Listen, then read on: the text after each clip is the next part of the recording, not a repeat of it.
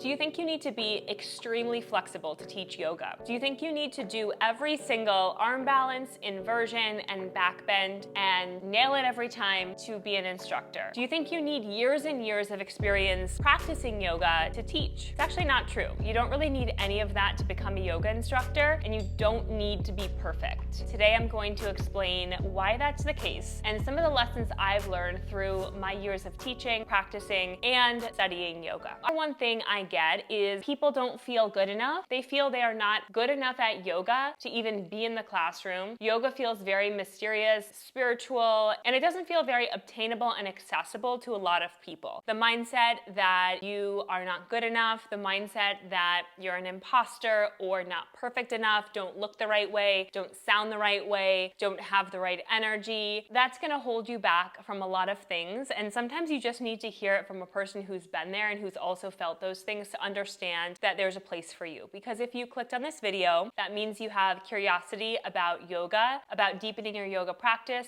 and about teaching. Yoga is adaptable. There are many different types of yoga, and because of that, there's a place for you as a teacher as well. I want to use myself as an example. A lot of things do not come easy in this practice. I have never been able to hold a handstand. I did not know how to do a headstand or any arm balances, not even crow pose, when I enrolled in my teacher training, and I still struggle with a lot of poses that have to do with strength and inversions. But that has not stopped me from being here and showing up online and as an instructor. Now I want to explain a little bit more about why being super advanced at yoga is not only not necessary, but sometimes can be more challenging when you start teaching students, especially newer students. If you are super flexible and always have been super flexible, or arm balances and inversions have always come naturally to you, maybe you did gymnastics as a kid and you could do a handstand and hold it, you don't really know what muscles have to be activated and what has to be aligned correctly, what you have to strengthen, what you have to stretch to get into certain poses. So if you yourself are still working on these things, you'll probably understand what it feels like in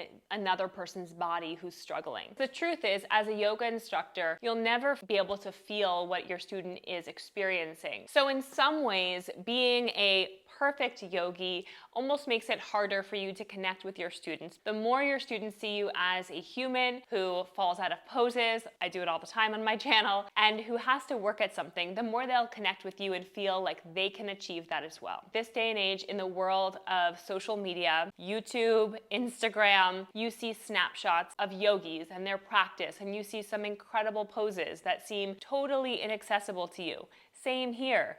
I look at certain poses and think, I cannot do that. And it feels really inaccessible. However, most students will never be able to do those things, and most students don't want to. It looks cool, it's a cool party trick, but the average student wants to work on stress, wants to be a little more flexible, and just wants to loosen up after a hard day's work or rigorous exercise. That's actually more aligned with a yin or a restorative style of yoga, and you really don't need to be advanced. That's the type of yoga that anybody should be able to access.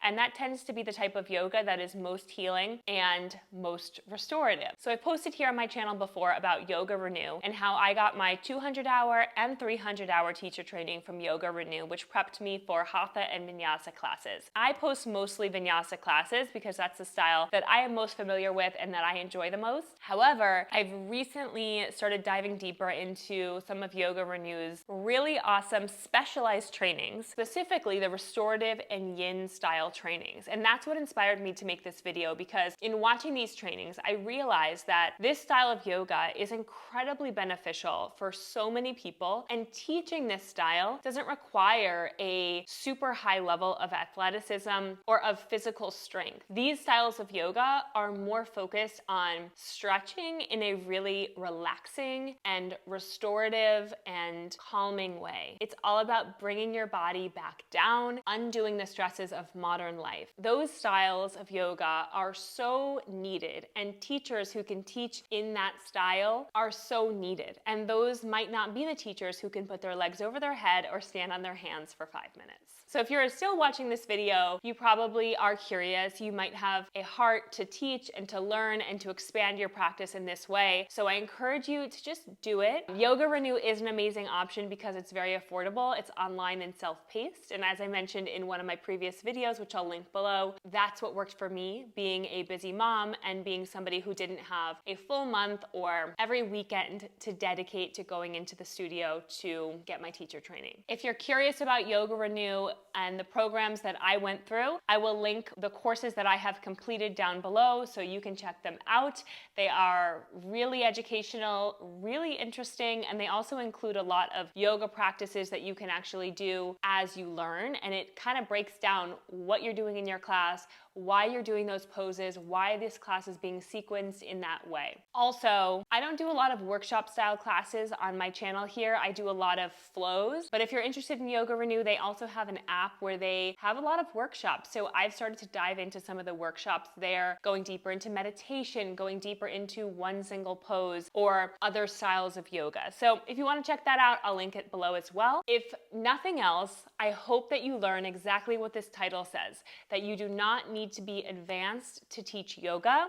And I also want to add that you do not have to be super advanced or super skilled to teach online. You might have something really interesting to share that the world wants to see more of. If you have any questions about teaching online, I would be happy to make that my next video if there is interest. If you have any questions about picking a style of yoga to pursue, let me know. I hope this was helpful and maybe a little bit inspiring to you. See you next time.